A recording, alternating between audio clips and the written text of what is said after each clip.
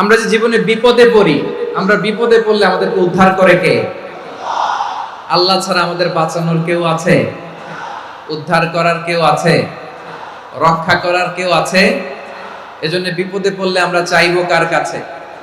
আমাদের যাই দরকার হোক আমরা ফরিয়াদ করব কার কাছে? নাকি মাজারে যেয়ে চাবেন? মাজারে যেয়ে চাবেন? অনেকে তো মাজারে যেয়ে কপাল ঘষে, আছে না নাই? মাজারে যেয়ে সন্তান চায়, আছে?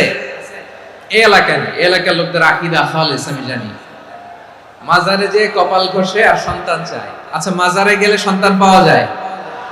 আচ্ছা, মাজারে না গেলে যদি বাচ্চা না হতো, গরু ছাগলের যে বাচ্চা হয় ওরা কোন মাজারে মানত করে বলেন? কথা কি বুঝতেছেন? এই যে প্রতি বছর গরু ছাগল ভেড়া এগুলো যে বাচ্চা দেয়, এরা কোন মাজারে যে মানত করে? এজন্য চাইতে হবে একজনের কাছে, তিনি কে? আমার প্রিয় পটুয়াখালীবাসী, মাজার জিয়ারত করা সুন্নাহ। আমরা মাজার জিয়ারত করব, আল্লাহ ওয়ালাদের কবরে যাব, আমরা সেখানে যে সালাম দিব, দোয়া করব, নিজের জন্য করব, কবরে শুয়ে থাকা মাইয়েতের জন্য করব, পুরো মুসলিম উম্মার জন্য করব। কিন্তু কবরে যিনি শুয়ে আছে ওই বাবার কাছে সন্তান চাওয়া যাবে? চাকরি চাওয়া যাবে? সফলতা চাওয়া যাবে? সফলতা দেয় কে? এক কথাই রব্বুল আলামিন বলেন, ওয়া ইয়ামসাসকাল্লাহু বিদুররিন ফালা কাশিফা লাহু ইল্লা হু ওয়া ইয়ুরিদকা বিখাইরিন ফালা রাদ্দা লিফাদলি ইউসিবু বিহি মান ইয়াশাউ মিন ইবাদিহি ওয়া হুয়াল গফুরুর রহিম। আল্লাহু আকবার। আল্লাহ বললেন, ওয়া ইয়ামসাসকাল্লাহু বিদুররিন ফালা কাশিফা লাহু ইল্লা হু। আল্লাহ যদি তোমাকে কোনো বিপদ স্পর্শ করায়, আল্লাহ যদি তোমারে কোনো বিপদে ফেলে দেয়, ওই বিপদ থেকে উদ্ধার করার তিনি ছাড়া আর কেউ নাই। জোরে বলেন ঠিক কিনা? তিনি যদি কোনো বিপদে ফেলেন, তিনি ছাড়া বিপদ থেকে উদ্ধার করার কেউ নাই। আর তিনি যদি তোমার প্রতি কোনো অনুগ্রহ করতে চান, ওই অনুগ্রহ ঠেকিয়ে দেওয়ার ক্ষমতাও কারো নাই। আল্লাহ যদি আপনার সফলতা দিতে চায়, পৃথিবীর কোন শক্তি ওই সফলতাকে থামাতে পারে? এজন্য আল্লাহ বললেন, খবরদার, চিন্তার আকীদা খালিস করে নাও। ওয়া ইয়ামসাসকাল্লাহু বিদুররিন ফালা কাশিফা লাহু ইল্লা হু। আল্লাহ বিপদে ফেললে বিপদ থেকে উদ্ধার করার কেউ থাকে না। আর আল্লাহ যদি তোমার প্রতি দয়া দেখাতে চান, অনুগ্রহ করতে চান, ওই অনুগ্রহকে প্রতিরোধ করার মতো ক্ষমতা কারো নাই। তিনি তার বান্দাদের মধ্য থেকে যাকে ইচ্ছা তাকে দেন, যত ইচ্ছা তত দেন। তিনি ক্ষমাশীল, তিনি মেহেরবান। সুবহানাল্লাহ। তিনি ক্ষমাশীল, তিনি মেহেরবান। তাহলে এই আয়াত থেকে আমরা বুঝতে পারলাম, আমরা যদি বিপদে পড়ি আমাদেরকে কেউ বাঁচাতে পারে না। আমার বাবা আমারে বাঁচাতে পারে, আমার মা আমাকে বাঁচাতে পারে, আমার বন্ধু আমারে বাঁচাতে পারে, আমার দলের কর্মী আমাকে বাঁচাতে পারে, আমার পীর সাহেব আমারে বাঁচাতে পারে। আমার পটুয়াখালীর ভাইয়েরা খেয়াল রাখবেন, বাঁচাতে পারে এক মহান সত্তা, উদ্ধার করতে পারে এক মহান সত্তা। চিৎকার করে বলুন, তিনি কে? আবার আল্লাহ বললেন, আম্মান ইউজিবুল মুফতাররা ইযা দাআহু ওয়া ইয়াকশিফুস সুআ ওয়া ইয়াজআলুকুম খুলাফাআল আরদ আইলাহুম মা'আল্লাহ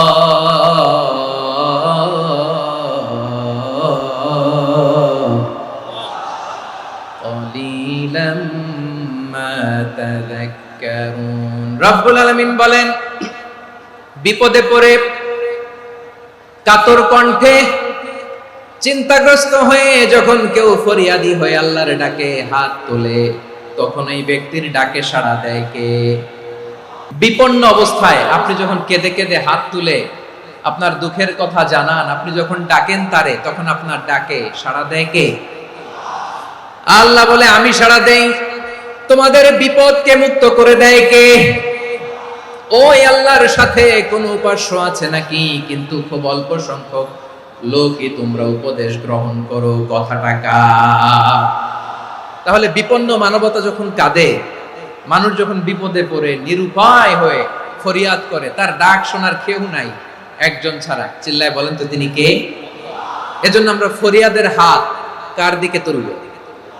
এবং খেয়াল রাখতে হবে, মাথার সাথে সেট করে নিতে হবে, আল্লাহ ছাড়া আমাকে উদ্ধার করার কেউ নাই। এই পৃথিবীতে কেউ আপন না প্রিয় ভাই। বিপদে বললে বোঝা যায় কেউ আপন না। আপন শুধু একজন মহান সত্তা, তিনি কে? বিপদে আপদে কেউ আমাদের বাঁচাতে পারে না, তরাতে পারে না, মুক্তি দিতে পারে না, উদ্ধার করতে পারে না, একমাত্র আমার প্রভু ছাড়া, আল্লাহ ছাড়া। চিল্লায় বলেন ঠিক কিনা? মাথার সাথে এটা সেট করে নিতে হবে যে আমাদের পুরো জীবনটাই পরীক্ষা। The life is a test. পুরো জীবনটাই পরীক্ষা। এই জীবনে বিপদ আসবে, আপদ আসবে, পরীক্ষা আসবে, সবার জীবনে এটা থাকে। এক একজনের পরীক্ষা এক এক রকম। আমার পরীক্ষা একরকম, মাসুদ ভাইয়ের পরীক্ষা একরকম, চৌধুরী সাহেবের পরীক্ষা একরকম, আপনার পরীক্ষা একরকম, ওনার পরীক্ষা আবার আরেক রকম। পুরো পৃথিবীটাই পরীক্ষা ক্ষেত্র, সবাই পরীক্ষা দিচ্ছি, কিন্তু কারো পরীক্ষা প্রশ্নের সাথে কারোটার মিল নাই। সুবহানাল্লাহ পড়বেন না? পুরোটাই পরীক্ষা ক্ষেত্র, সবাই পরীক্ষার্থী, কিন্তু প্রশ্নপত্র একটার সাথে আরেকটা মিলে না। One doesn't match the other. একজনেরটার সাথে আরেকজনেরটা মিলে না।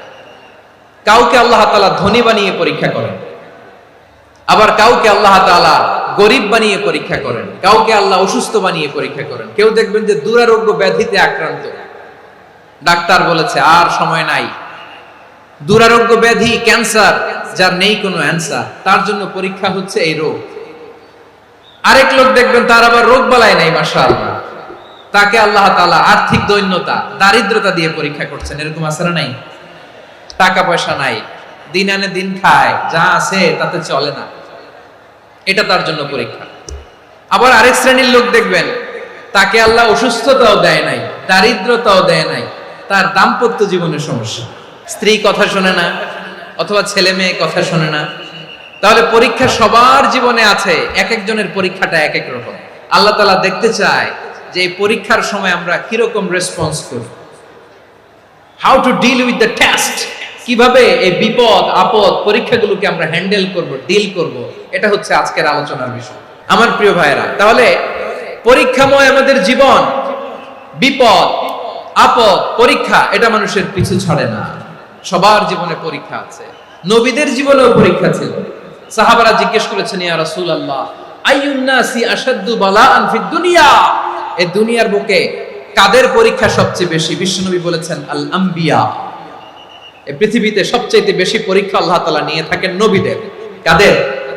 নবীদের।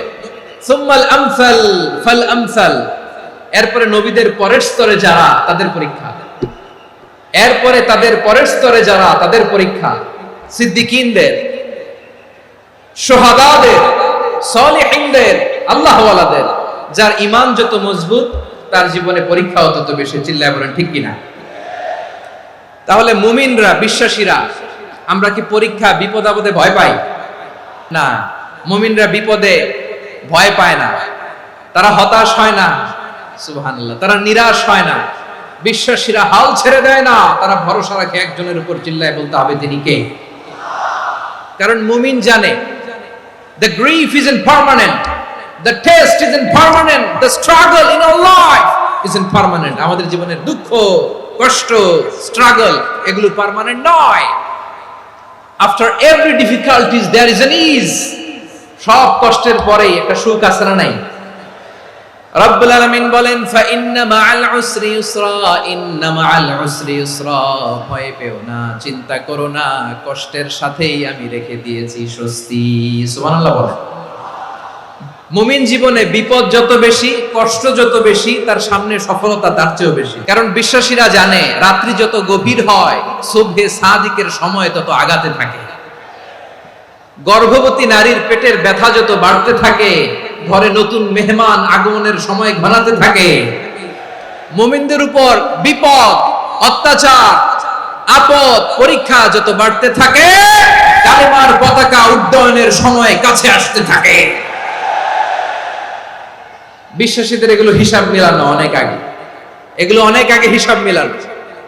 দুঃখের আধার শেষে সুখের আলো মিটি মিটি হাসে। চিল্লায় বলেন ঠিক কিনা? দুঃখের আধার শেষে আলোর প্রভাত হাসে, হতাশার কালো মেঘে যায় গো ভেসে, হতাশার কালো মেঘে যায় গো ভেসে, দুঃখের আধার শেষে আলোর প্রভাত হাসে, হতাশার কালো মেঘে যায় গো ভেসে, হতাশার কালো মেঘে যায় গো ভেসে। কোরআনের পাতায় পাতায় দেখো ঈমানের পথ ঢাকা ব্যথার কাটায়, কোরআনের পাতায় পাতায় দেখো ঈমানের পথ ঢাকা ব্যথার কাটায়। ভেঙে পড়ো না কভু হতাশ হয়ে, ভেঙে পড়ো না কভু হতাশ হয়ে, জ্বলে পুড়ে খাঁটি সোনা হগ শেষে, জ্বলে পুড়ে খাঁটি সোনা হগ শেষে। দুঃখের আধার শেষে আলোর প্রভাত হাসে, হতাশার কালো মেঘে যায় গো ভেসে, হতাশার কালো মেঘে যায় গো ভেসে। পরীক্ষা যত বেশি, কষ্ট যত বেশি, সুখের সময় তত কাছাকাছি, চিল্লায় বলতে হবে ঠিক কিনা? এজন্য মুমিন জীবনে পরীক্ষা বেশি, মুমিনদের হতাশা নাই। মুমিনরা নিরাশ হয় না, হতাশ হয় কাফিররা। মুমিনরা কখনো হাল ছেড়ে দেয় না, মুমিনরা ভরসা রাখে একজনের উপর, তিনি কে? তাহলে আমার প্রিয় পটুয়াখালীবাসী, বিপদ থাকবে, পরীক্ষা থাকবে, এই বিপদ থেকে আমাদেরকে উদ্ধার করবেন একজন, তিনি কে? আমরা শুধু আল্লাহর উপরই ভরসা রাখবো, চাইবো একজন সত্তার কাছে। আওয়াজ করে বলুন, তিনি কে? একজন সত্তার কাছে চাইবে। বিশ্বনবী ওনার চাচাতো ভাই আব্দুল্লাহ ইবনে আব্বাস রাদিয়াল্লাহু তাআলা আনহুকে বললেন, ইয়া আব্দুল্লাহ ইবনুল আব্বাস, হে আব্দুল্লাহ ইবনে আব্বাস, ইদা সাআলতা ফাসআলিল্লাহ, যখন চাইবে আল্লাহর কাছে যাও। ও আব্দুল্লাহ, যখন চাইবা আল্লাহর কাছে চাও। ওয়া ইদা ইসতাআনতা ফাসতাইন বিল্লাহ, যখন সাহায্য চাইবা আল্লাহর কাছে ফরিয়াদ করো। জেনে রেখো ও আব্দুল্লাহ, ওয়া'লাম আন্নাল উম্মাতা লাউ ইজতামাআত আলা আন ইয়ানফাউকা বিশাইইন লাম ইয়ানফাউকা ইল্লা বিশাইইন ক্বাদ কাতাবাহু আল্লাহু লাক। ও আব্দুল্লাহ, জেনে রেখো, মনে রেখো, গোটা বিশ্বের সবাই মিলে যদি তোমার উপকার করতে চায়, ততটুকুই তারা করতে পারবে যতটুকু আল্লাহ তোমার নসিবে সেটা লিখে রেখেছে। ঠিক কিনা বলেন? আর যদি গোটা বিশ্বের সবাই মিলে তোমার বিরুদ্ধে কনস্পাইরেসি করে, ষড়যন্ত্র করে, গোটা বিশ্বের সবাই মিলেও যদি তোমার ক্ষতি করতে চায়, ততটুকুই শুধু পারবে যেটা আল্লাহ তোমার জন্য বরাদ্দ রেখেছে। যতটুকু আল্লাহ তাআলা তোমার জন্য বরাদ্দ রেখেছে অতটুকুই ক্ষতি করতে পারবে, আর এক চুল বেশিও করতে পারবে না, কমও করতে পারবে না। চিল্লায় বলেন ঠিক কিনা? এজন্য আমরা চাইবো কার কাছে? সব সময় আমরা আল্লাহর কাছে চাইবো, বিপদে আপদে, সুখে দুঃখে, সচ্ছল অবস্থায় অসচ্ছল অবস্থায়, পরাজয়ের সময় বিজয়ের সময়, সব সময় আমরা ভরসা রাখবো কার উপর? সবাই বলুন। একদল লোক আছে যারা বিপদে পড়লে আল্লাহরে ডাকে, বিপদ আসলে আল্লাহরে ডাকে, বিপদ নাই আল্লাহও নাই। বিপদে পড়লে নামাজ পড়ে, বিপদও নাই নামাজও নাই। বিপদে পড়লে জিকির করে, বিপদ যখন চলে যায় ওদের জিকিরও বন্ধ হয়ে যায়। এরকম আছে না নাই? কিছু লোক দেখবেন পরীক্ষা আসলে নামাজ পড়ে, দেখবেন পরীক্ষার সময় নামাজ পড়ে, পরীক্ষাও নাই নামাজও আছে। এরকম কিছু লোক আছে অসুস্থ হলে আল্লাহরে বড্ড ভালোবাসে, আল্লাহরে খুব ডাকে। অসুস্থ হইলে অসুস্থতাও নাই, আল্লাহ স্মরণও নাই। দেখবেন কিছু লোক নির্বাচন আসলে খুব আল্লাহওয়ালা হয়ে যায়, তখন দেখবেন মাথার মধ্যে হেজাব লাগায়, পাঞ্জাবি লাগায়, আল্লাহওয়ালা হয়ে যায়। নির্বাচনও নাই, এরপরে আল্লাহর কথাও নাই। আছে না নাই? না, এরকম হওয়া যাবে না। সব সময় আমরা আল্লাহরে ডাকবো, বিপদে আপদে সব সময় ভরসা রাখবো আমরা একজনের উপর। আওয়াজ করে বলেন, তিনি কে? একথায় আল্লাহ তাআলা আমাদের চোখে আঙ্গুল দিয়ে জানিয়ে দিলেন, ফাইদা রাকিবু ফিল ফুলকি দা'আবুল্লাহা মুখলিসিনা লাহুদ্দিন ফালাম্মা নাজ্জাহুম ইলাল বাররি ইযা হুম ইউশরিকুন। আল্লাহ বলে একদল লোক আছে, তারা যখন নৌযানে চড়ে, জলযানে চড়ে, সাগরের মধ্যে যখন জাহাজে চড়ে, লঞ্চে চড়ে, তারা যখন তুফানের সম্মুখীন হয়, তখন তারা আল্লাহরে বড্ড বেশি ডাকে, একান্ত ভাবে ডাকে, বিশুদ্ধ চিত্তে ডাকে। আবার তুফান থেকে তাদেরকে সেফ জোনে নিয়ে, নিরাপদ জোনে নিয়ে যখন বন্দরে আমি আল্লাহ তাদেরকে বেরিয়ে দেই, ওই লোকগুলো আবার আমি আল্লাহর সাথে শিরিক করে। এরকম আছে না নাই? জাহাজে উঠছে, সাগরের মাঝখানে তুফান, ওই সময় দেখবেন আল্লাহ কারে কয়। এই কথা তো আপনাদেরকে বোঝানো সহজ, আপনারা তো নদীর দেশের মানুষ। আচ্ছা, লঞ্চে উঠে তুফানের সম্মুখীন হয়েছেন, জলোচ্ছ্বাস, সবাই, আমার বলার দরকার নাই, বলেন, মাঝ নদী, তুফান, জলোচ্ছ্বাস, জলের মধ্যে উচ্ছ্বাস, ঢেউ, টর্নেডো, সাইক্লোন, মেঘের ঘনঘটা, পরিবেশ ঘুটঘুটে অন্ধকার, লঞ্চ একবার এদিকে আরেকবার ওইদিকে, ভিতরে কি অবস্থা হয় বলেন তো? তখন মুসলিম আল্লাহর ডাকে, হিন্দু আল্লাহর ডাকে, ঠিক কিনা বলেন? আস্তিক আল্লাহর ডাকে, নাস্তিক আল্লাহর ডাকে, ঠিক কিনা? লঞ্চের ভেতর, স্টিমারের ভেতর কান্নারে রোল পড়ে যায়, চিৎকারের রোল পড়ে যায়, সবার মুখ দিয়ে শুধু একটা আওয়াজ, লা ইলাহা লা ইলাহা লা ইলাহা সুবহানাল্লাহ আলহামদুলিল্লাহ লা ইলাহা। আল্লাহ নামের জিকির করবে যারা, আল্লাহর কাছে প্রিয় তারা, আল্লাহর কাছে প্রিয় যারা, জান্নাতে প্রবেশ করবে তারা, জোরে লা ইলাহা লা ইলাহা ইল্লাল্লাহ লা ইলাহা ইল্লাল্লাহ মুহাম্মাদুর রাসূলুল্লাহ সাল্লাল্লাহু আলাইহি ওয়াসাল্লাম। আমার প্রিয় পটুয়াখালীবাসী, তাহলে লঞ্চের ভেতরে যখন আমরা তুফানের মধ্যে পড়ি, তখন সবাই মিলে আমরা একটা নামের জিকির করি। নামটা কার? মুসলমানেরাও ডাকে, হিন্দুরাও ডাকে, আস্তিকও ডাকে, নাস্তিকও ডাকে, সবাই ডাকে একজনকে, তিনি কে? আবার দেখবেন ওই আল্লাহ তুফানের পরে, ঝড়ের পরে ওই লঞ্চটাকে যখন সদর ঘাটে ফিরিয়ে দেয়, আবার আমরা নাফরমানি শুরু করে দেই। সে কোথায় আল্লাহ বললেন, ফাইদা রাকিবু ফিল ফুলকি দা'আল্লাহ মুখলিসিনা লাহুদ্দিন ফালাম্মা নাজ্জাহুম ইলাল বাররি ইযা হুম ইউশরিকুন। সাগরে যখন তুফানে পড়ে আমি আল্লাহর ডাকে, আবার আমি আল্লাহ যখন বাঁচিয়ে দেই, আবার আমি আল্লাহর সাথে শিরিক শুরু করে। আমরা কি এরকম হতে চাই নাকি?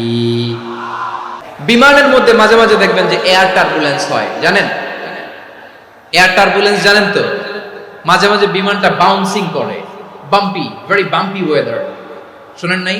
40,000 ফিট উপরে যখন থাকে, তখন পাইলট মাঝে মাঝে বলে, dear passengers, ladies and gentleman, right now we are flying 40,000 feet above the ground and we are passing very air turbulence, very heavy air turbulence right now.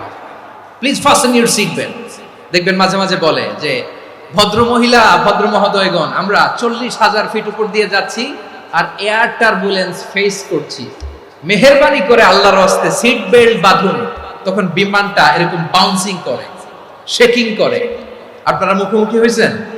ইদানিং এই এয়ার টার্বুলেন্স বেড়ে গিয়েছে। গত বছর আমার ইন্টারন্যাশনাল অনেকগুলো ফ্লাইট ছিল, তো আমি দেখলাম যে আগের ফ্লাইটগুলোর তুলনায় এখন এয়ার টার্বুলেন্স খুব বেশি। আমি একটু রিসার্চ করে দেখলাম, ক্লাইমেট চেঞ্জের কারণে, জলবায়ু পরিবর্তনের কারণে আকাশের বাতাসের মুভমেন্টে পরিবর্তন হয়েছে, ফলে এখন বিমান শেকিং করে বেশি, বাউন্সিং, বাম্পি ওয়েদার। তো বলেন তো, 40,000 ফিট উপরে যখন আপনি, কয় হাজার ফিট? 40,000 ফিট উপরে যখন আপনি, তখন যখন বিমানটা এরকম বাউন্সিং করে, সবাই যখন ভমিটিং করে বিমান নষ্ট করে দেয়, বমি করে, তখন বাঁচানোর কে আছে আল্লাহ ছাড়া? কেউ আছে? ওই মুহূর্তেও সবাই মিলে একজনের ডাকে আওয়াজ করে বলেন, তিনি কে? মাঝে মাঝে কিছু সোশ্যাল মিডিয়ায় কিছু ভিডিও পাওয়া যায় যে হেভি যখন এয়ার টার্বুলেন্স হয় 10 সেকেন্ড 15 সেকেন্ডের কিছু ভিডিও পাওয়া যায় বিমানটা এরকম বাউন্সিং করছে, বাম্পি ওয়েদার, কাঁপছে, মানুষগুলো বমি করছে, অক্সিজেন মাস্কগুলো সব ঝুলে পড়েছে, বিমানটা শুধু কাঁপছে। তখন দেখবেন বিমানের ভেতরেও এরকম লঞ্চের মতো চিৎকার আছে না নাই? বিমানের ভেতরেও তখন চিৎকার। গত বছর হিথ্রো এয়ারপোর্ট থেকে সিঙ্গাপুর এয়ারলাইন্সের একটা ফ্লাইট হিথ্রো টু চাঙ্গি একটা ফ্লাইটে এমন বেশি এয়ার টার্বুলেন্সের শিকার হয়েছিল ওই এয়ারক্রাফটটা, 33 জন যাত্রী সেখানে আহত হয়েছে, একজন যাত্রী নিহত হয়েছে। কেবিন ক্রুজ এয়ার হোস্টেস যারা আছে একজনের নাক ফেটে, চোখ ফেটে, কপাল ফেটে ব্লিডিং হয়ে শয়লা। প্রিয় ভাইরা, 40,000 ফিট উপরে বিমানটা যখন কাঁপবে তখন আমাদেরকে আল্লাহ ছাড়া আর কেউ বাঁচানোর আছে? এত আসতে বললে হবে? ওই কঠিন মুহূর্তে আমার বাবা আমারে বাঁচাতে পারে, আমার বন্ধু আমারে বাঁচাতে পারে। এই গ্রাউন্ডে জমিনের বুকে আমার প্রোটোকল, আমার ক্ষমতা, আমার দাম্ভিকতা কোনো কিছু আমারে বাঁচাতে পারে? একজন ছাড়া, চিল্লায় বলতে হবে তিনি কে? সে আল্লাহ বললেন, গোলাম আমি বিপদের সময় ঠিকই তোমাদের বাঁচিয়ে দেই। ওই বিমানের ভেতরে 40,000 ফিট উপরে যখন তোমরা এয়ার টার্বুলেন্সের শিকার হও তখন নাস্তিকও আল্লাহরে ডাকে, হিন্দু আল্লাহরে ডাকে, জোরে বলেন ঠিক কিনা? আবার বিমানটা যখন শান্ত হয়ে যায় একটু পরেই বিমানের স্ক্রিনের মধ্যে হিন্দি সিনেমা খোঁজে। বিমানের স্ক্রিনে কিন্তু বিশাল ওখানে আফলাম ফিল্মের একেবারে বোঝাই করা। বিমানটা শান্ত হলে আবার হিন্দি সিনেমা দেখা শুরু করে। একটু আগে ডাকছিল কারে? দেখবেন বাংলাদেশে আমাদের ক্রিকেটাররা যখন অন্য কোনো দেশের সাথে খেলে অনেক সময় এমন হয় বল বাকি একটা, রান দরকার 6টা। বল বাকি কয়টা? রান দরকার। আপনি দেখবেন ক্যামেরাম্যান তখন গ্যালারিতে খালি দেখায় দর্শকদের যে কি অস্থিরতা। হিপ হপ স্টাইলের মেয়েটা, যে মেয়েটার ওড়না এতক্ষণ ছিল গলায়, এতক্ষণ কই ছিল, ওই মেয়েটা দেখবেন ওড়নাটা টেনে মাথায় দিয়ে এরকম মুনাজাত ধরতেছে, আল্লাহ আল্লাহ, একটা সক্কা, আল্লাহ আল্লাহ আমার লাল সবুজের পতাকারে তুমি অপমানিত কইরো না আল্লাহ, ইন্ডিয়ার সাথে আমাদের খেলা, আল্লাহ আল্লাহ, একটা সক্কা, একটা। পুরো খেলা জুড়ে এই মেয়ের ওড়না ছিল গলায়, কিন্তু যখন 1 বলে 6 রান দরকার ওড়না চলে আসছে কোথায়? মাথায়। আবার মুনাজাত আছে না নাই? ঠিকই বাংলাদেশের দামাল ছেলে এমন এক শট মারলো, বল চলে গেল স্টেডিয়ামের বাইরে, ছক্কা, জিতে গেলাম আমরা। পুরো স্টেডিয়াম জুড়ে চিৎকার, হই হুল্লোড়, মौज মাস্তি। যেই মেয়েটা মাথার মধ্যে ওড়না দিয়ে এতক্ষণ সুবহানাল্লাহ সুবহানাল্লাহ বলে আল্লাহর কাছে দোয়া করেছে, ওই মেয়ে এখন আবার ওড়না ফেলে দিয়ে নাচা শুরু করে দিয়েছে। তাহলে আল্লাহর ভয়, আল্লাহর প্রতি আস্থা, বিশ্বাস, ভালোবাসা, এটা কি ক্ষণিকের জন্য? মানে আমার যখন লাগবে তখন আল্লাহর ইউজ করবো নাকি? হ্যাঁ, বিপদে আপদে, সুখের সময় দুঃখের সময়, সচ্ছল অসচ্ছল অবস্থায় বিশ্বাসীরা ভরসা রাখে একজনের উপর, চিৎকার করে বলে পটুয়াখালী তিনি কে? সে আল্লাহ বললেন, গোলাম মনে করো না জাহাজ থেকে সদরঘাটে ভিড়িয়ে দিলাম তুমি নিরাপদ হয়ে গেছো, মনে করো না 40,000 ফিট থেকে সেফ ল্যান্ডিং এর পরে এয়ারপোর্টে নেমে গেলেই তুমি নিরাপদ হয়ে গেছো। ও মিয়া, বিপদ কি শুধু সাগরে আর আকাশে? ঘরের ভেতরও বিপদ আসতে পারে কি পারে না? এজন্য সূরা মুলক আল্লাহ বললেন, আমিনতুম মান ফিস সামাই আন ইয়াখসিফা বিকুমুল আরদা ফাইযা হিয়া তামুর। আল্লাহ বললেন, তোমরা কি ভেবেছো তোমরা নিরাপদ? আমি চাইলে ল্যান্ডস্লাইডস, ভূমি ধস দিয়ে 1 লক্ষ 1 মুহূর্তে নিয়ে যেতে পারি। এক সুনামি দিয়ে থাপ্পড় মেরে 3 লক্ষ সাগরের ভেতরে ঢুকায় দিতে পারি। 1 সেকেন্ডও লাগে না আমার। أم أمنتم من في السماء أن يرسل عليكم حاصبا فستعلمون كيف نذير। আল্লাহ চাইলে আকাশ থেকে পাথর বৃষ্টি নাজিল করতে পারেন কি পারেন না? এই মুহূর্তে এখানে ভূমিকম্প দিতে পারেন কি পারেন না? আচ্ছা, ভূমিকম্প যখন হয় আমাদের কারো হুঁশ থাকে? আপনি মনে করছেন আমরা সাধারণ মানুষ, আমরা দৌড় দেই, আর প্রেসিডেন্ট প্রধানমন্ত্রী ওনারা বুঝি খাটে শুয়ে থাকে?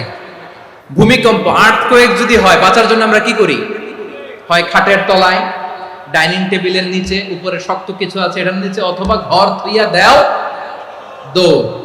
তো প্রধানমন্ত্রী উনি কি করে? প্রেসিডেন্ট উনি কি করে? হ্যাঁ, উনি খাটের মধ্যে যে শুয়ে থাকে নাকি? উনিও দৌড়, সাধারণ মানুষও দৌড়, প্রধানমন্ত্রীও দৌড়, বাড়িওয়ালাও দৌড়, ভাড়াটিয়াও দৌড়, সবাই দৌড়। নাকি ভাড়াটিয়ারা বাড়ি থইয়া দৌড়, বাড়িওয়ালারা আর বেরোয় না? এরকম না। তাহলে যে কোনো মুহূর্তে ভূমিকম্প দিয়ে নাস্তানাবুদ করতে পারে কে?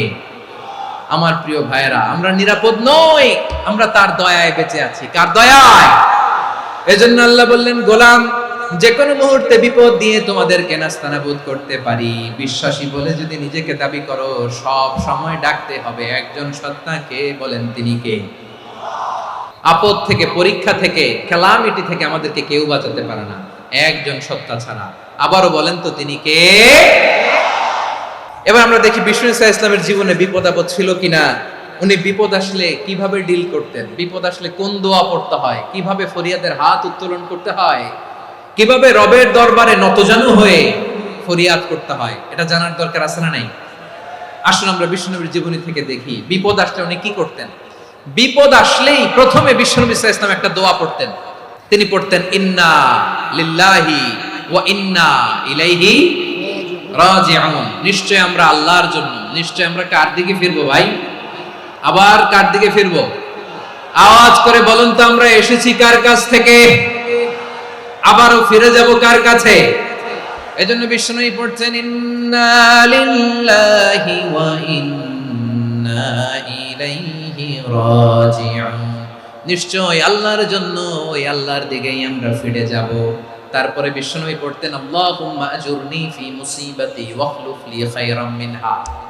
একসাথে প্রথমে পড়তেন ইন্না লিল্লাহি ওয়া ইন্না ইলাইহি রাজিউন, তারপর পরে পড়তেন আল্লাহুম্মা আজুরনি ফি মুসিবাতি ওয়াখলুফ লি খায়রাম মিনহা। মানে আল্লাহ, এই যে আমি বিপদে ধৈর্য ধারণ করলাম, এটার সব তুমি আমারে দাও, আর যেটা হারালাম এর চেয়ে ভালো কিছু দিয়ে মেকআপ করে দিও, ভালো কিছু দিয়ে বদল করে দিও। সুবহানাল্লাহ পড়েন। তাহলে বিপদ আসলে আমরা কি পড়ব? এদেশে পরস্পরে দেখা হলে দেয় সালাম, এদেশে আমজনতার হৃদয় জুড়ে পাক কালাম, এদেশে বিপদ এলে সর্বজনে সর্বক্ষণে দোয়া পড়ে ইন্না লিল্লাহ। কি পড়ে? সুবহানাল্লাহ সুবহানাল্লাহ সুবহানাল্লাহ সুবহানাল্লাহ। এদেশে আজান শুনে সূর্য ওঠে শহর গ্রামে, এদেশে আজান শুনে সূর্য ডুবে সন্ধ্যা নামে, এদেশে সকল কাজে সবাই বলে বিসমিল্লাহ, এদেশে ভালো কিছু দেখে শুনে হাসি মুখে সবাই বলে মাশাআল্লাহ। তাহলে বিপদ এলে আমরা কি পড়ি? তাহলে বিপদ এলেই আমরা এখন থেকে ইন্না লিল্লাহ পড়ব, নাকি হাই হুতাশ করবেন? একদল আছে হাই হুতাশ করে, হায় আল্লাহ রে, মোর কি হইল রে, মুই কি হরমু রে, মুই কমবে যামু রে, এরকম বিলাপ করতে নিষেধ করেছেন বিষ্ণু। কি করব, কই যাব, কি হবে, হায় হায়, এরকম হাহুতাশ আছে না নাই? বিশ্বাসীরা হাহুতাশ করে না, তারা ইন্না লিল্লাহ পড়ে। কি পড়ে মনে থাকবে? আমরা পড়বো ইন্না লিল্লাহি ওয়া ইন্না ইলাইহি রাজিউন। নিশ্চয়ই আমরা আল্লাহর জন্য, আমরা আল্লাহর দিকেই ফিরে যাব। এরপর পড়বো আল্লাহুম্মা আজুরনি ফি মুসিবাতি ওয়াখলুফ লি খায়রাম মিনহা। আল্লাহ, আমি যে বিপদে ধৈর্য ধারণ করলাম এটার সওয়াব দিও, আর যা হারালাম তার চেয়ে ভালো কিছু দিয়ে বদল করে দিও। সুবহানাল্লাহ পড়েন। বিশ্ব নবীর হাদিস শুনলেন উম্মে সালামা রাদিয়াল্লাহু তাআলা আনহা। ওনার স্বামী হলো আবু সালামা। মজার ঘটনা খেয়াল করে শুনেন। সাইয়্যিদাতুনা উম্মে সালামা রাদিয়াল্লাহু তাআলা আনহা, ওনার স্বামীর নাম আবু সালামা। শ্রেষ্ঠ দম্পতি, শ্রেষ্ঠ ফ্যামিলি। প্রথমে হিজরত করেছিলেন হাবাসায়, পরে হিজরত করেছেন মদিনায়। উহুদ যুদ্ধের পরে ওনার স্বামী আবু সালামা ইন্তেকাল করলো, শহীদ হলো। সুবহানাল্লাহ পড়েন। যখন আবু সালামা ইন্তেকাল করলো, উম্মে সালামা রাদিয়াল্লাহু তাআলা আনহা কেঁদে কেঁদে হয়রান। আর নবীর শিখানো বাণী অনুযায়ী তিনি বারবার পড়ছিলেন ইন্না লিল্লাহ। কি পড়ছিলেন? ইন্না লিল্লাহ। যেহেতু বিশ্বনবী বলেছেন কেউ যদি বিপদের প্রথম ধাক্কায় পড়ে ইন্না লিল্লাহি ওয়া ইন্না ইলাইহি রাজিউন আল্লাহুম্মা আজুরনি ফি মুসিবাতি ওয়া আখলুফ লি খায়রাম মিনহা, তাহলে এই বিপদে যে সে যা হারালো তার চেয়ে শ্রেষ্ঠ কিছু দিয়ে আল্লাহ তার বদল দিয়ে দিবে। এই হাদিস শুনে উম্মে সালামা রাদিয়াল্লাহু তাআলা আনহা ওনার প্রাণ প্রিয় স্বামী আবু সালামার ইন্তেকালের পরে চোখের পানি ছাড়ে আর পড়ে ইন্না লিল্লাহি ওয়া ইন্না ইলাইহি রাজিউন আল্লাহুম্মা আজুরনি ফি মুসিবাতি ওয়া আখলুফ লি খায়রাম মিনহা। বারবার এই দোয়া পড়ে চোখের পানি ছাড়ে, এই দোয়া পড়ে চোখের পানি ছাড়ে, আর মনে মনে বলে আবু সালামার মতো ভালো মানুষ মদিনাতে নাই, আবু সালামার চেয়েও ভালো মানুষ মদিনাতে নাই, তার চেয়ে ভালো মানুষ কি করে আল্লাহ তাআলা আমারে দিবে, তার চেয়ে ভালো মানুষ তো আমি মদিনাতে দেখি না। চোখের পানি দিয়ে বুক ভাসায় আর নবীর হাদিসের উপর আমল করে পড়ে ইন্না লিল্লাহি ওয়া ইন্না ইলাইহি রাজিউন, ইন্না লিল্লাহি ওয়া ইন্না ইলাইহি রাজিউন। পড়তে পড়তে চোখের পানি ছাড়ে আর চিন্তা করে বিশ্বনবী বললেন এই দোয়া পড়লে যেটা হারালাম তার চেয়ে ভালো কিছু দিয়ে আল্লাহ পুরস্কার দেয়। আবু সালামের চেয়ে ভালো মানুষ মদিনার মধ্যে আর কে হতে পারে? কি আজীব তামাশা, কি অবাক করা ঘটনা।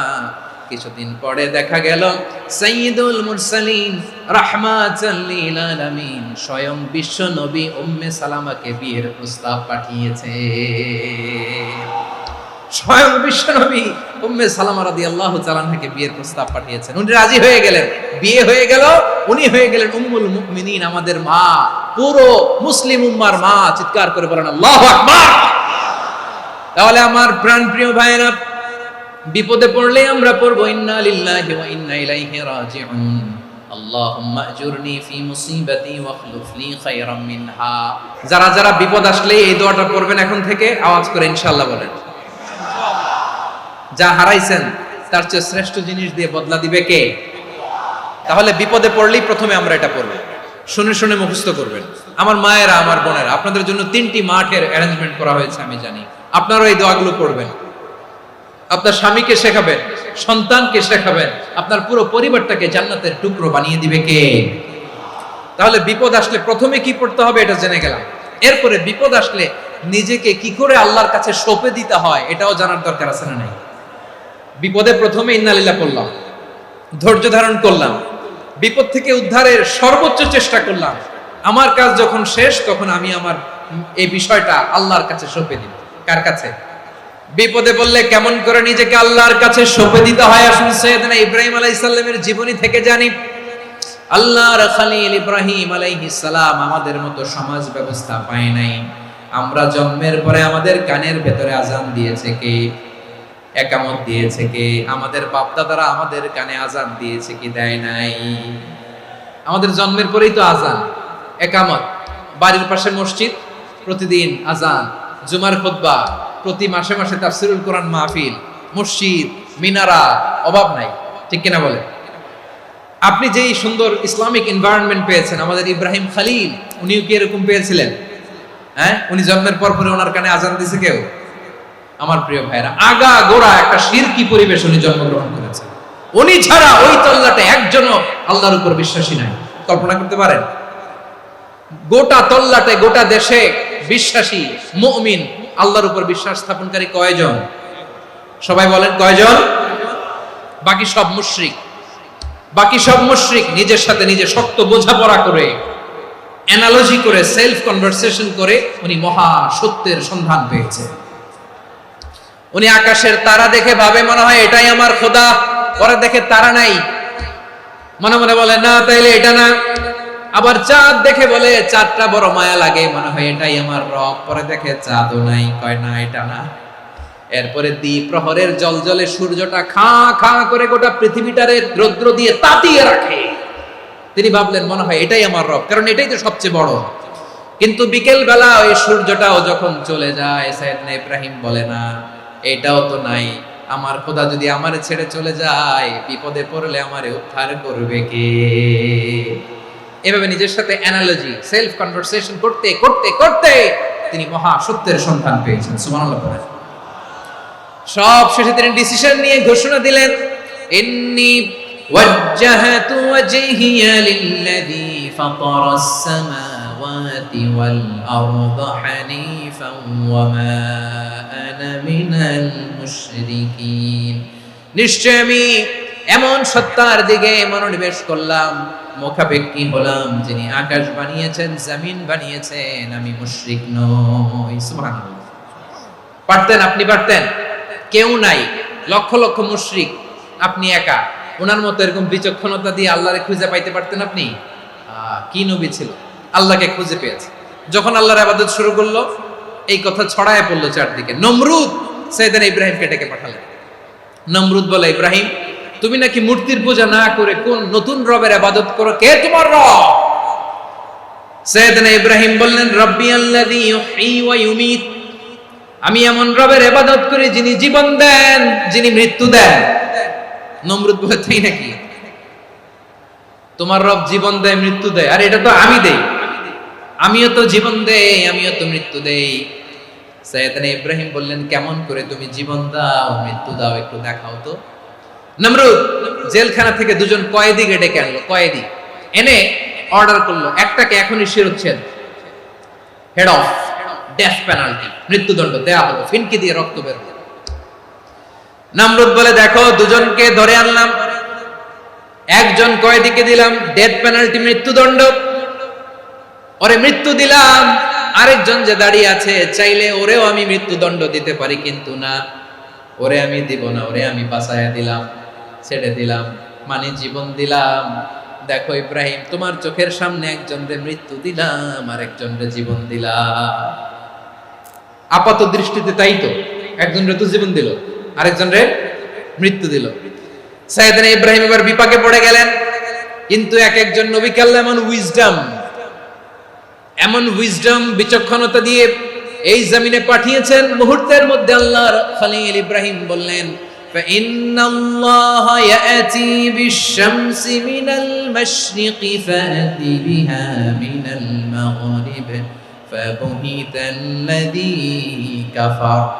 আল্লাহর খলিল ইব্রাহিম বললেন, নমরুদ, বুঝলাম তুমি জীবন দাও, মৃত্যু দাও, দেখলাম, কিন্তু আমার রব, আমার আল্লাহ প্রতিদিন সকালবেলা উষা লগ্নে ওই পূর্ব দিগন্ত থেকে সূর্যটাকে উদিত করেন, সাঁঝের বেলা, বিকেল বেলা, কুথুরি লগ্নে, সন্ধ্যা বেলা ওই দ্বিপ্রহরের জল জলে সূর্যটাকে পশ্চিম দিগন্তে ডুবিয়ে দেন। মানে সকালবেলা পূর্ব দিক থেকে উদিত করা সূর্যটাকে পশ্চিম দিকে বিকেলে তিনি ডুবিয়ে দেন। তুমি যদি পারো ওই সূর্যটাকে পশ্চিম দিক থেকে উদিত করে পূর্ব দিকে ডুবিয়ে দাও। সুবহানাল্লাহ পড়বেন না? দেখেন, ইনস্ট্যান্ট ইন্টেলেক্ট, মুহূর্তে বিচক্ষণতা, উইজডম কাকে বলে? নমরুদ পারবে? নমরুদের বাপ পারবে, ওর দাদা, ওর 14 গোষ্ঠী, গোটা বিশ্বের সব ক্ষমতাধর রাষ্ট্রনায়করা একসাথে হলে পারবে? ফাবুহিতাল্লাযী কাফার পারে নাই, ব্যর্থ হয়েছে। এবার তেলে বেগুনে জ্বলে উঠেছে, রেগে মেগে আগুন বলে, ফালকুহু ফিল জাহিম। ওর সাথে তর্ক নাই, না পেরে এবার এটারে আগুনে ফেলা।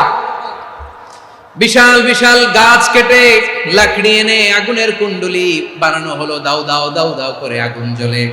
আল্লাহর খলিল ইব্রাহিমকে আগুনে নিক্ষেপ করা হবে। আল্লাহর খলিল সাইয়েদনা ইব্রাহিমের হাতের মধ্যে রশি দিয়ে টাইট করে বাঁধা হলো, পায়ের মধ্যেও টাইট করে রশি দিয়ে বাঁধা হলো। আল্লাহর খলিল ইব্রাহিমকে আগুনের কুণ্ডলির মধ্যে ফেলা হবে।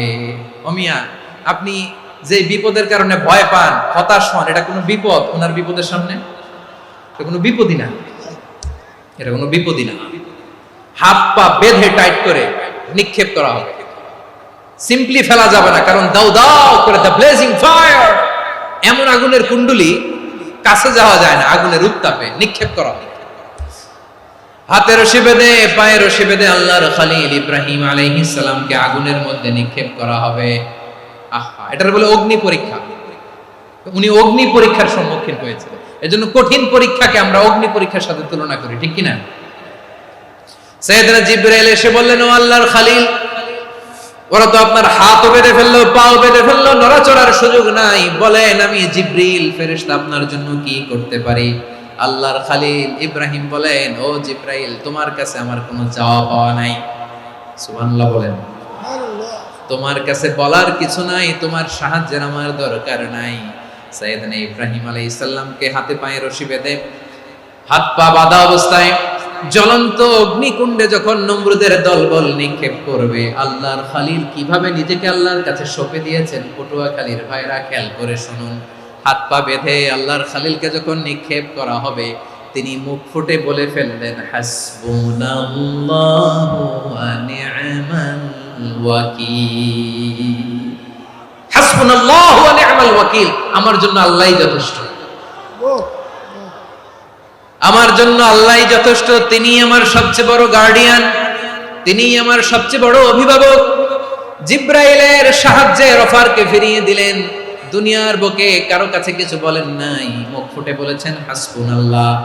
ও আমার পটুয়াখালীর প্রাণের ভাইয়েরা, খেয়াল রাখবেন, কোন বান্দা তার হাতে থাকা সব চেষ্টাটুকুন করার পরে মুখ ফসকে মুখ দিয়ে যখন বলে ফেলে হাসবুনাল্লাহ, বান্দা যখন হাসবুনাল্লাহ বলে ফেলে, ওই ব্যাপারটা ডিল করার দায়িত্ব স্বয়ং আল্লাহ আরশের উপর থেকে নিয়ে নেয়। আপনি যখন বলে ফেলবেন হাসবুনাল্লাহ, এটা ডিলিং করবে কে তখন? বান্দা তার সাধ্যের সবটুকু চেষ্টার পরে নতজানু হয়ে যখন বলবে হাসবুনাল্লাহ, আল্লাহ তুমি আমার জন্য যথেষ্ট, নি'মাল ওয়াকিল, তুমি আমার শ্রেষ্ঠ অভিভাবক, তখন তার কি দরকার না দরকার এটা ডিল করে স্বয়ং আল্লাহ। নিক্ষেপ করা হলো সাইয়েদনা ইব্রাহিমকে অগ্নিকুণ্ডলিতে। হাজার হাজার মানুষের দৃশ্য দেখার জন্য জড়ো হয়েছে এরকম বিশাল ময়দানে। কিন্তু কি অবাক করার ঘটনা, সবাই ভয় পাচ্ছিল, না জানে কি হয়ে যায়। আল্লাহর খলিলকে যখন আগুনের কুণ্ডলিতে নিক্ষেপ করা হয়, আল্লাহর খলিল ইব্রাহিম আগুনের কুণ্ডলীর মধ্যে বসে বসে মানুষগুলোর দিকে তাকিয়ে হাসতে শুরু করে দেয়। কারণ আকাশ থেকে রব্বুল আলামিন স্পেশাল ভার্ডিক্ট নাজিল করেছেন, স্পেশাল হুকুম জারি করেছেন, কুলনা ইয়া নারু কুনি বারদান ওয়া সালামান আলা ইব্রাহিম। ও আগুন, খবরদার, সৃষ্টি শুরু থেকে তোকে একটা ধর্ম আমি বাতলে দিয়েছিলাম, তোর ধর্ম, আগুনের ধর্ম হলো যা পাবে জ্বালিয়ে ছারখার করবে।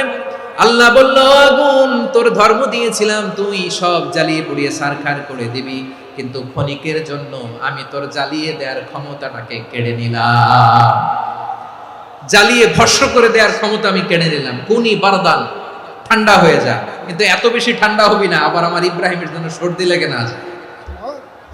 সুবহানাল্লাহ, এত আস্তে বললে হবে?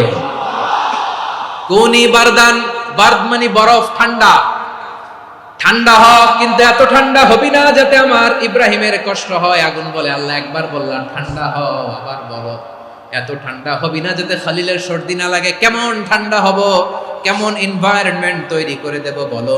আল্লাহ বললেন, সালামান আলা ইব্রাহিম, আমার খলিল, আমার ইব্রাহিমের জন্য তুই জান্নাতের গুল বাগিচা হয়ে যা। ও ভাই, নবী মুসার মতো ঈমান হলে রাস্তা হবে সাগর জলে, নবী ইউসুফের মতো ঈমান হলে একে একে দরজা খোলে, নবী ইব্রাহিমের মতো ঈমান যদি আজও থাকে বিদ্যমান, অগ্নিকুণ্ডে দেখতে পাবে খুবসুরত এক ফুল ভাগা। কুলনা ইয়া নারু কুনি বারদান ওয়া সালামান আলা ইব্রাহিম। বান্দা যখন মুখ দিয়ে বলে হাসবুনাল্লাহ, আমার আল্লাহ আমার জন্য যথেষ্ট, এই বলে যখন নিজেকে সঁপে দেয়, তার কি লাগবে ওই দায়িত্ব স্বয়ং নিয়ে নেয় কে? তাহলে আমার প্রিয় ভাইরা, বিপদের শুরুতেই আমরা বলবো ইন্না লিল্লাহ। শুরুতে কি বলবো? এরপরে যেই বাক্যটা পড়ে নিজের পরিস্থিতিকে আল্লাহর দরবারে সঁপে দিব, সেটা হচ্ছে হাসবুনাল্লাহ। সেটা কি? বিষ্ণু বলেন, লা ইয়াজালু লিসানুকা রাতাবান মিন যিকরিল্লাহ, সব সময় আল্লাহর স্মরণ দিয়ে, জিকির দিয়ে জিহ্বাটারে সিক্ত রাখো। আর শয়তানু জাসিমুন আলা কলবি ইবনে আদম, শয়তান বনি আদমের কলবে খামচি মেরে বসে থাকে। ফাইদা যাকারাল্লাহ খালাসা, মানুষ যখন আল্লাহর স্মরণ করে, জিকির করে, শয়তান দৌড়ে পালায়। ওয়া ইদা গাফালা ওয়াসওয়াসা, যখনই বনি আদম গাফেল হয়, তখনই শয়তান তার হৃদয়ে ওয়াসওয়াসা দেয়। এজন্য বিপদে পড়লে ইন্না লিল্লাহ, নিজের সবটুকুন করার পরে, নিজের রোল প্লে করার পরে নিজেকে আমরা কি বলে সঁপে দিব? সবাই বলেন, মনে থাকবে? বিপদে পড়লে প্রথমে ইন্না লিল্লাহ, এরপরে নিজেকে যখন সঁপে দিব তখন হাসবুনাল্লাহ। এরপরে কঠিন বিপদ যদি যখন বিশ্বনবী পড়তেন তখন কি করতেন? এমন বিপদ মাঝে মাঝে হয় না, দেয়ালে পিঠ থেকে যায়, চোখে মুখে অন্ধকার, কি করব দিশা খুঁজে পাই না, এরকম হয় কখনো? বিশ্বনবী এরকম কঠিন বিপদে পড়েছেন জীবনের কিছু কিছু মুহূর্তে। ওই মুহূর্তে বিশ্বনবী স্পেশাল দুইটা দোয়া পড়তেন। এই দোয়াগুলো আপনাদেরকে জানিয়ে দেয়। বিশ্বনবী বলেন, কঠিনতম বিপদে যখন পড়বা, দেয়ালে পিঠ থেকে যায়, চোখে মুখে অন্ধকার, বাঁচার কোনো উপায় নাই, তখন পড়বা লা ইলাহা ইল্লা আনতা সুবহানাকা ইন্নী কুনতু মিনাল যালিমিন। আল্লাহ, তুমি ছাড়া কোনো ইলাহ নাই, তুমি পবিত্র, নিশ্চয় আমি জালিমদের অন্তর্ভুক্ত। সুবহানাল্লাহ বলেন। এই দোয়া সাইয়েদনা ইউনূস আলাইহিস সালাম পড়েছিলেন যখন মাছের পেটে ছিলেন। এবং অনেক মুফাসসিরিন ইকরাম বলেছেন, অনেক আহলুল ইলমরা বলেছেন, এটা হচ্ছে ইসমে আজম। ইসমে আজম এমন দোয়া যেটা দিয়ে দোয়া করলে আল্লাহ দোয়া কবুল করে, কিন্তু এটা কোনটা এটা নিয়ে ইখতিলাফ আছে। কোন কোন আহলুল ইলম বলেন এই লা ইলাহা ইল্লা আনতা সুবহানাকা ইন্নী কুনতু মিনাল যালিমিন, এটা হচ্ছে ইসমে আজম। সাইয়েদনা ইউনূস আলাইহিস সালাম পড়েছেন, আপনারা পড়েননি? এটা পড়বেন আপনারা। এই দোয়া পড়ে সাইয়েদনা ইউনূস আলাইহিস সালাম মাছের পেট থেকে রক্ষা পেয়েছিলেন। রক্ষা করেছিল কে? তুমি ইউনূস নবী রে যখন খাইলো মাছেতে গিলিয়া, ফেরেশতা পাঠাইয়া দিলে ইসমে আজম দিয়া, প্রাণে ছিল যাহার ভয় সেথা পাইল আশ্রয়, প্রাণে ছিল যাহার ভয় সেথা পাইল আশ্রয়, মাছের পেট হতে সে যে পেল পরিত্রাণ। আল্লাহু আল্লাহু তুমি জাল্লে জালালুহু, শেষ করা তো যায় না গে তোমার গুণগান। আল্লাহু আল্লাহু লা ইলাহা ইল্লা আনতা সুবহানাকা ইন্নী কুনতু মিনাল যালিমিন। বিশ্বনবী বললেন, দেয়ালে পিঠ থেকে গেলে, চোখে মুখে অন্ধকার, বাঁচার কোনো উপায় নাই, তখন এই দোয়াটা পড়তে হবে। এই দোয়া পড়ে আল্লাহর কাছে ফরিয়াদ করলে বিপদ মুক্ত করবেন কে? কেন এই দোয়াটা আল্লাহর কাছে বড্ড প্রিয় জানেন আমার ভাইরা? কারণ এই দোয়ার মধ্যে তিনটা জিনিস আছে। এক নম্বরে হচ্ছে তাওহীদ, দুই নম্বরে তাসবিহ, তিন নম্বরে তাকরীর। আই রিপিট, আবারও বলছি, এক নম্বরে তাওহীদ, দুই নম্বরে তাসবিহ, তিন নম্বরে তাকরীর। এ দোয়াটা আল্লাহর কাছে এত পছন্দনীয় কারণ এ দোয়ার প্রথম অংশে আছে তাওহীদ, আল্লাহর একত্ববাদের ঘোষণা। লা ইলাহা ইল্লা আনতা, ও আল্লাহ আপনি ছাড়া কোনো ইলাহ নাই, উপাস্য নাই, এই কথা বললে আল্লাহ বড় খুশি হয়ে যায়। সুবহানাল্লাহ পড়েন। এ দোয়ার দ্বিতীয় অংশে আছে তাসবিহ, মানে আল্লাহর প্রশংসা, প্রশংসা সূচক বাণী। সুবহানাক সুবহানাক সুবহানাক, ও আল্লাহ আমি আপনার পবিত্রতা ঘোষণা করছি। সুবহানাক, এই কথা শুনলেও আল্লাহ খুশি হয়ে যায়। সুবহানাল্লাহ পড়েন। এই দোয়ার তৃতীয় অংশে আছে তাকরীর, তাকরীর মানে পাপের স্বীকৃতি। তাকরীর মানে কি? তাকরীর মানে পাপের স্বীকৃতি। এই দোয়ার তৃতীয় অংশে আছে ইন্নী কুনতু মিনাল যালিমিন, ও আল্লাহ আমি জালিমদের অন্তর্ভুক্ত। আল্লাহ আল্লাহ আমি জালেম, আল্লাহ আমি ভুল করেছি, অন্যায় করেছি, আল্লাহ আমি জালেমদের অন্তর্ভুক্ত। এই পাপের স্বীকৃতি, অ্যাকনোলেজমেন্ট আল্লাহ বড় পছন্দ করে। যখন আল্লাহর কাছে আপনি ছোট হবেন, ছোট হতে হতে যত ছোট হবে, ওই দৃশ্যটা দেখতে আল্লাহ বড় পছন্দ করে। সুবহানাল্লাহ বলেন। তিন নম্বর অংশ ইন্নী কুনতু মিনাল যালিমিন, আল্লাহ আমি জালেমদের অন্তর্ভুক্ত। সাইয়েদনা আদম আলাইহিস সালাম ভুল করে যখন নিষিদ্ধ গাছের ফুল খেয়ে ফেললেন, ফল খেয়ে ফেললেন, আল্লাহ বললেন আদম ক্ষমা পেতে চাইলে তুমি আর হাওয়া মিলে স্বীকৃতি দাও, পাপের স্বীকৃতি আর পড়ো রব্বানা যালামনা আনফুসানা ওয়া ইল্লাম তাগফির লানা ওয়া তারহামনা লানাকুনান্না মিনাল খাসিরিন। ও আল্লাহ আমি আদম আর হাওয়া যালামনা আনফুসানা, আমরা আমাদের নফসের উপর বড় জুলুম করেছি। আল্লাহ ওয়া ইল্লাম তাগফির লানা ওয়া তারহামনা, আপনি যদি ক্ষমা না করেন, আপনি যদি দয়া পরবশ না হন, আপনি যদি রহম না করেন, আমরা তো ক্ষতিগ্রস্তদের মধ্যে শামিল হয়ে যাব। এই দোয়া করার সাথে সাথে সাইয়েদনা আদম আর হাওয়া আলাইহিস সালামকে ক্ষমা করে দিলেন কে? তাহলে এই দোয়ার তিন নম্বর অংশ তাকরীর, এটা আল্লাহ বড় পছন্দ করে। আমার কলিজার টুকরা ভাইয়েরা, গুনাহ করে শিকার যেতে হবে, এটা আল্লাহ ভালোবাসেন। সাইয়েদনা আবু বকর রাদিয়াল্লাহু তাআলা আনহু বিষ্ণু ইসা ইসলামকে বললেন, ইয়া রাসূলুল্লাহ আল্লিমনি দুআআন আদউ বিহি ফি সালাতি, নবী হে আপনি আমার এমন একটা স্পেশাল দোয়া শিখায়া দেন যে দোয়াটা আমি নামাজে পড়ব।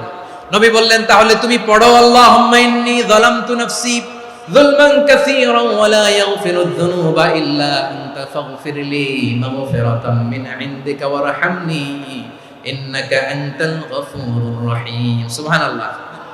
সালাম ফিরানোর আগে পড়েন, ও আবু বকর নামাজে যদি দোয়া করতে মনে চায় এই দোয়াটা পড়বা, আল্লাহুম্মা ইন্নী যালামতু নাফসি, আল্লাহ জুলুম করেছি আমার নফসের উপর, যুলমান কাসীরা অনেক জুলুম, ওয়া লা ইয়াগফিরুয যুনুবা ইল্লা আনতা, আপনি ছাড়া এই জুনুব এই পাপ ক্ষমা করার দ্বিতীয় কোনো রব নাই। আছে?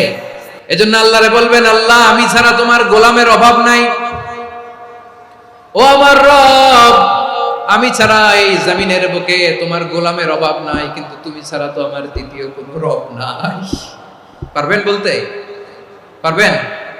চোখের পানি ছেড়ে আল্লাহরে বলবেন, আল্লাহ তুমি আমার রব, তুমি আমার সব। কি বলবেন? আল্লাহরে বলেন, আল্লাহ তুমি আমার রব, তুমি আমার সব। আল্লাহ আমি ছাড়া এই জমিনে তোমার গোলামের অভাব নাই, তুমি ছাড়া আমার দ্বিতীয় কোনো রব নাই। একথা বলে চোখের পানি ছেড়ে আল্লাহরে স্বীকৃতি দেন, আল্লাহ আমি পাপী, আল্লাহ এই জমিনে আমার চেয়ে বড় পাপী আর কেউ নাই।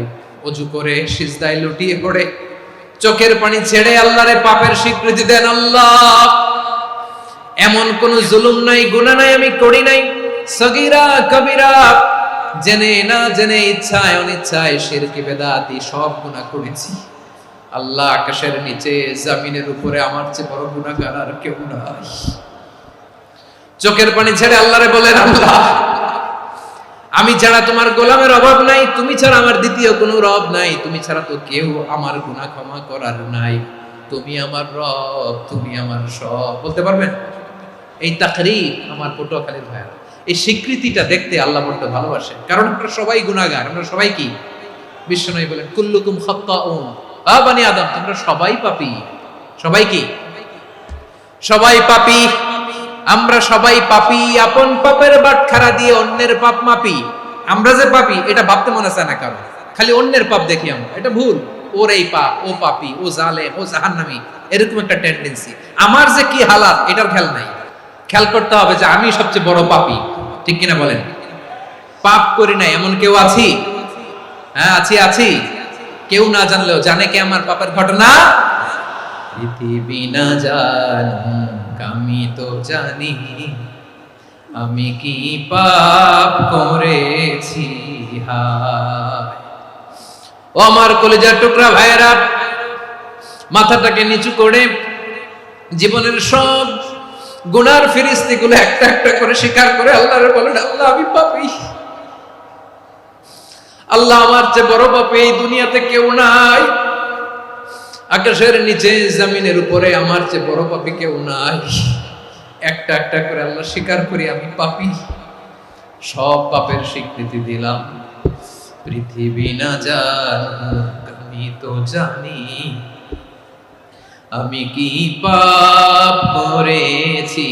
হায় আমার পাপের করলে বিচার, বাঁচার আমার নাই উপায়। দয়াময় তুমি মাফ করো আমায়, মাফ করো আমায়। আল্লাহ তাআলা যদি দয়া করে আমাদেরকে মাফ না করে, আমাদের বাঁচার কোনো উপায় নাই। আপনি কি ভেবেছেন আপনার নামাজ দিয়ে আপনি জান্নাতে যাবেন? আপনি তাহাজ্জুদ গুজার, সেজদা দিতে দিতে কপালে দাগ ফেলেছেন, এটা আপনারা জান্নাতে নেবে না। আপনি এলাকার সবচেয়ে বড় হাতেম তাই দানশীল, এই দানের ভরসায় বসে আছেন, কশিন কালো না। আমাদের নামাজ, আমাদের রোজা, আমাদের ইবাদত এগুলোকে মিজানের পাল্লায় উঠালে কোনো ওজনই হবে না। তবে আমাদের একটা কৌশল জানা আছে, আমরা আল্লাহর রহমতের ভিখারি। আমরা সেদিন আগেই গুনার স্বীকৃতি দিয়ে দেব। আমরা বলবো, আল্লাহ তুমি প্রশ্ন করার আগে তোমার একটা কথা বলি, আমারে কিছু জিজ্ঞেস করো না, আমি সব করেছি। এমন কোন পাপ নাই যে পাপ আমারে দিয়ে হয় নাই। তোমার রহমত দিয়ে তুমি জান্নাতে পাঠাবা, তোমার দয়ায় জান্নাতে যেতে চাই, আমল দিয়ে না। পারবেন বলতে? কিয়ামতের দিন আমরা বলবো, আল্লাহ আমার আমল দিয়ে জান্নাত চাই না, আমি তোমার দয়া দিয়ে জান্নাত চাই। তোমার দয়া ছাড়া আমার কোনো উপায় নাই। কারণ আল্লাহ যদি বিচার করে বাঁচার কারো উপায় নাই। আল্লাহ যদি বলে ফেলেন তুই এটা করলি কেন, ওখানে গেলি কেন, কোরআনে 1000 বার নিষেধ করলাম তারপরেও এই পাপে জড়ালি কেন, এরকম প্রশ্ন ছুড়ে দিলে আমার উত্তর আছে? বাঁচার কোনো উপায় আছে? রোজ হাসরে হে আল্লাহ আমার করোনা বিচার, আল্লাহ করোনা বিচার, বিচার চাহি না তব দয়া চাহি এ গুনাহগার,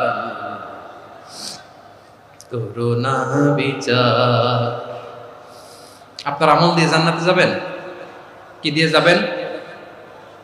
আল্লাহর দয়া দিয়ে। আল্লাহর রহম আর দয়া ছাড়া কেউ জান্নাতের চেহারাও দেখতে পাবে না। আমার প্রিয় ভাইয়েরা, এই দোয়া আল্লাহর কাছে পছন্দনীয় হওয়ার কারণ তিনটা। দোয়ার প্রথম অংশে আছে তাওহীদ, আল্লাহর একত্ববাদের ঘোষণা। এই দোয়ার দ্বিতীয় অংশ আছে তাসবিহ, আল্লাহর প্রশংসা সূচক বাণী। এই দোয়ার 3 নাম্বার অংশ পাপের স্বীকৃতি। তাহলে আমরা সবাই গুনাহগার, আমরা আল্লাহর কাছে পাপের স্বীকৃতি দিয়ে বলবো, ও আল্লাহ ইন্নী কুনতু মিনাজ জালিমিন, আমরা জুলুম করেছি, পাপ করেছি, অন্যায় করেছি, আল্লাহ বুঝতে পারি নাই, শয়তানের ওয়াসওয়াসায় পড়ে, বন্ধুর পাল্লায় পড়ে, নফসের খায়েশ মেটাতে যে আল্লাহ করে ফেলেছি। তুমি গুনাহ না মাফ না করলে আমাদের গুনাহ মাফ করার দ্বিতীয় কেউ নাই। ঠিক কিনা বলেন? এভাবে অনুতপ্ত হয়ে যদি আল্লাহর কাছে দোয়া করেন, দেয়ালে পিঠ থেকে গেছে, কোনো রাস্তা নাই বের হওয়া, ওই মুহূর্তেও আপনাকে বিপদ থেকে উদ্ধার করবে কে?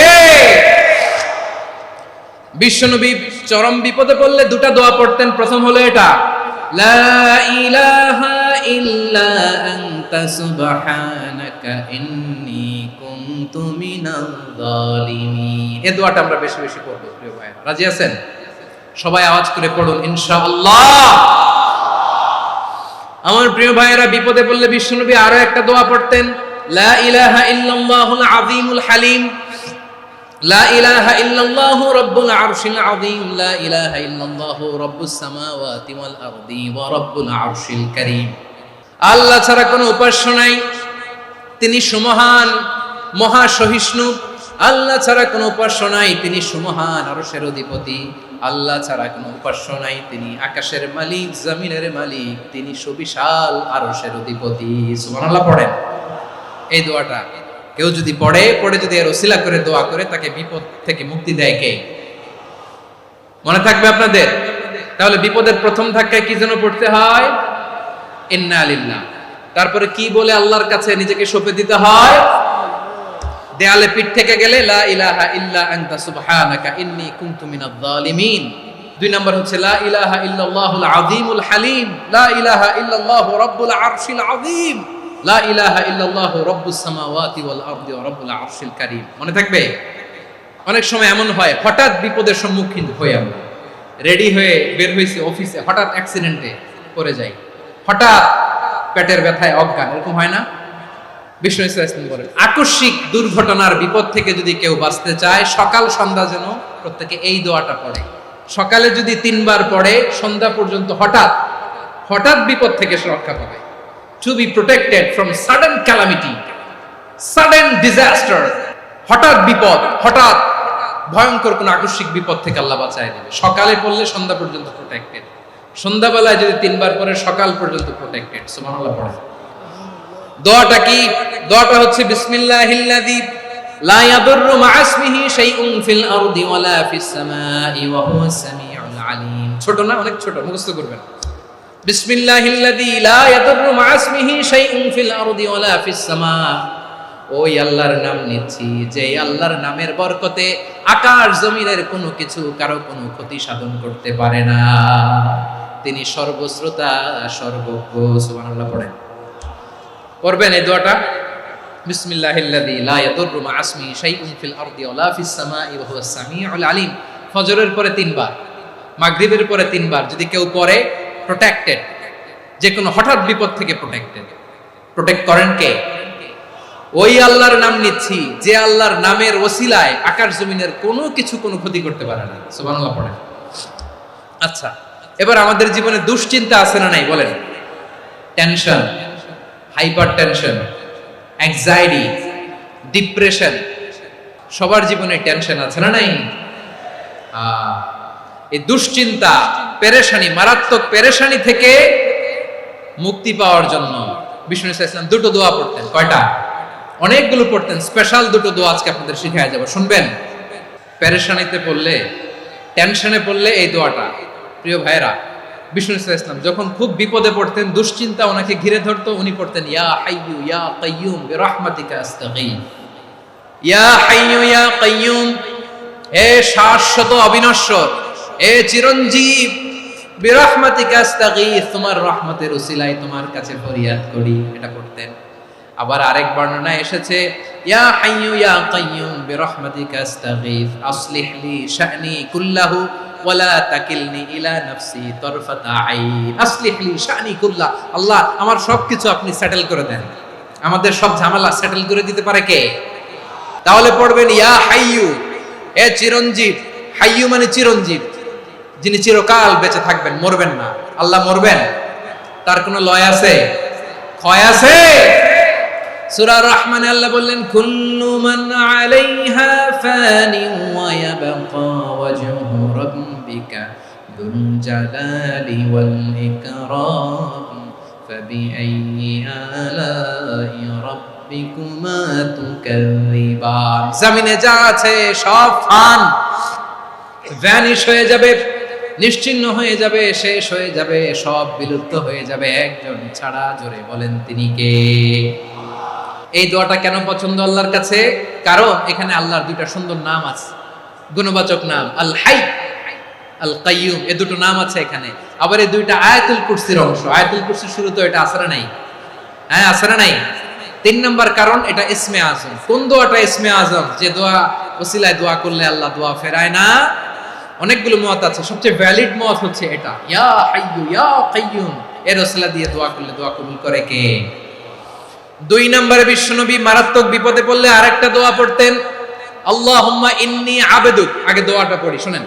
আল্লাহুম্মা ইন্নী আবদুক ওয়া ইবনু আবদিক ওয়া ইবনু আমাতিক নাসিয়াতি বিয়াদিক মাদিন ফিয়া হুকমুক আদলুন ফিয়া কাদাউক আসআলুকা বিকুল্লি ইসমিন হুয়া লাক সাম্মাইতা বিহি নাফসাক আও আনসালতাহু ফি কিতাবিক আও আল্লামতাহু আহাদাম মিন খালকিক আও ইস্তা'সারতা বিহি ফি ইলমিল গায়বি ইনদাক আন তাজআলাল কুরআনা রাবিআ কলবি ওয়া নূরা সাদরি ওয়া জালাআ হুজনি ওয়া যাহাবা হাম্মি। সুবহানাল্লাহ পড়েন।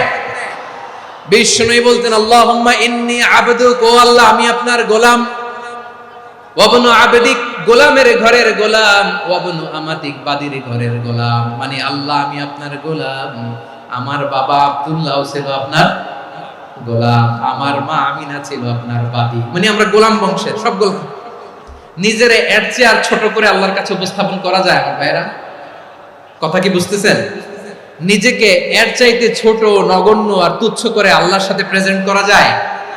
বিশ্বনবী বললেন ও আল্লাহ আমি আপনার গোলাম, গোলামের ঘরের গোলাম, দাসীর ঘরের গোলাম, নাসিয়াতি বিয়াদিক, আমার মাথার চুলের ছুটি আপনার হাতের মুঠোয়।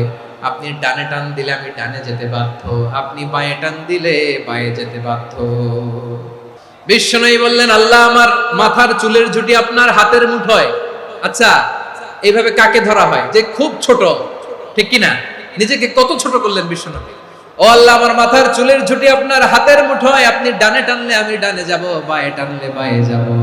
আল্লাহ আসআলুকা বিকুল্লি ইসমিন হুয়া লাক নাসিয়াতি বিয়াদিক মাদিন ফিয়া হুকমুক, আপনার নির্দেশ আমার উপর কার্যকর হবেই হবে। আদলুন ফিয়া কাদাউক, আপনার ফয়সালা, যেই ফয়সালাই আপনি আমার জন্য করেন এটাই ইনসাফ। সুবহানাল্লাহ বলেন।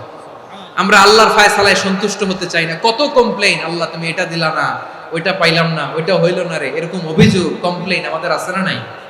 আর বিশ্বনবী বলতেন আদলুন ফিয়া কাদাউক, আল্লাহ আমার জন্য তোমার যেটা ফয়সালা এটাই সবচেয়ে শ্রেষ্ঠ ইনসাফ, এর চেয়ে ইনসাফ আর হতে পারে? এভাবে কায়মান বাক্যে আল্লাহর কাছে বিশ্বনবী দোয়া করতেন। এরপরে বিশ্বনবী বললেন, আল্লাহ তোমার যত নাম আছে সব নামের ওসিলায় দোয়া করি, যে নাম তুমি আমাদেরকে জানিয়েছো, যে নাম তুমি আমাদেরকে জানাও নাই, যে নাম তুমি কোরআনে নাজিল করেছো, যে নাম নাজিল করো নাই, যে নাম শুধু নবীদেরকে জানিয়েছো।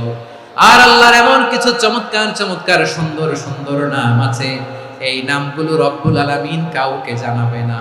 সুবহানাল্লাহ বলেন। আমরা তো 99 নাম জানি, 100 নাম জানি আল্লাহ, কিন্তু আল্লাহর এমনও কিছু নাম আছে যেগুলো আল্লাহ বিশ্বনবীরও জানায়নি।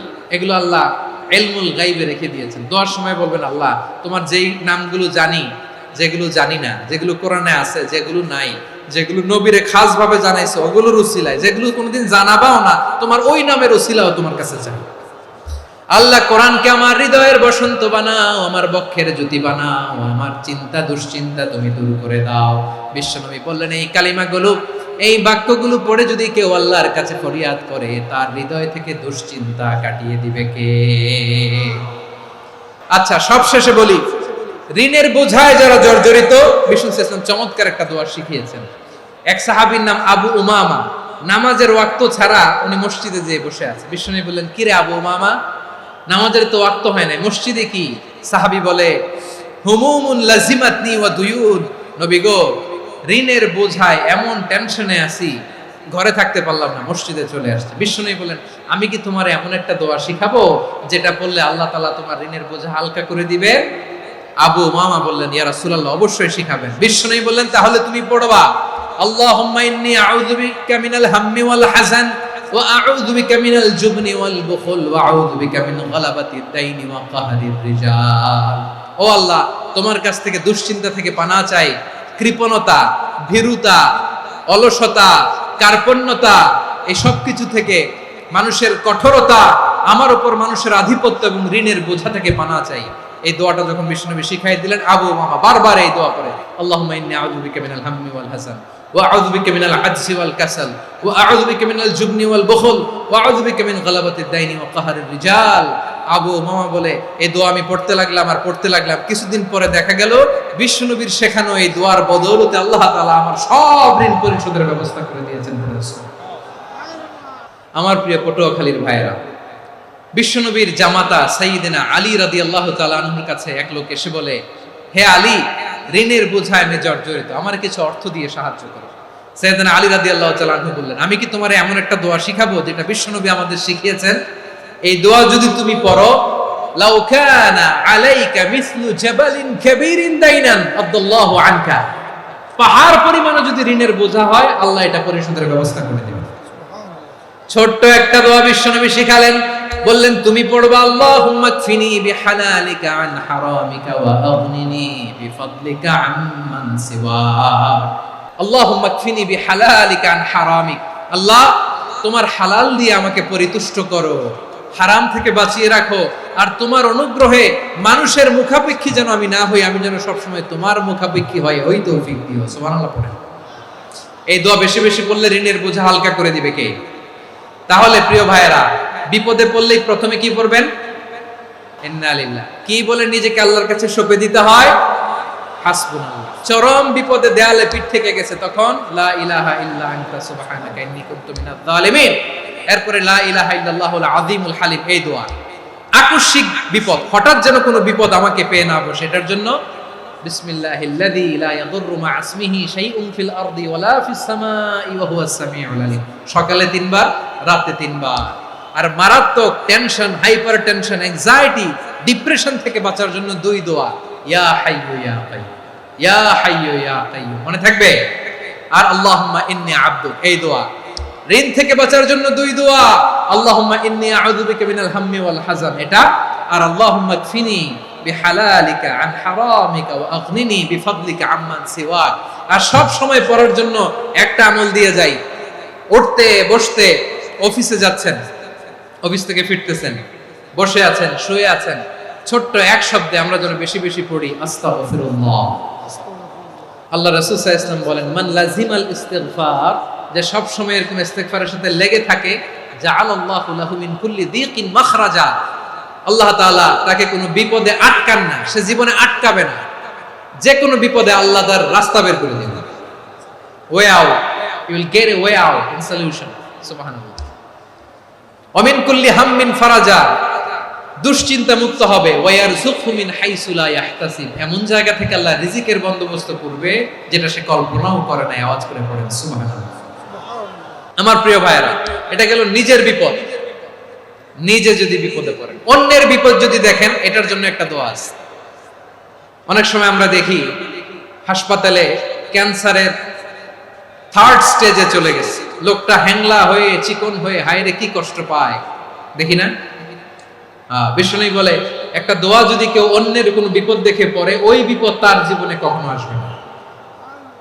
অনেক সময় হয় যে আমরা মহাসড়ক দিয়ে যখন চড়ি, দুর্ঘটনায়, আইরে আল্লাহ, দুর্ঘটনায় মানুষের মাথা একদিকে, দেহ আরেকদিকে, ব্লিডিং, এরকম হয় না? আল্লাহ তুমি হেফাজত করো। বিশ্বনবী বলেন এই দুর্ঘটনা দেখে কেউ যদি এই দোয়াটা পড়ে, তার জীবনে সে কোনোদিন এরকম অ্যাক্সিডেন্টের সম্মুখীন হবে না।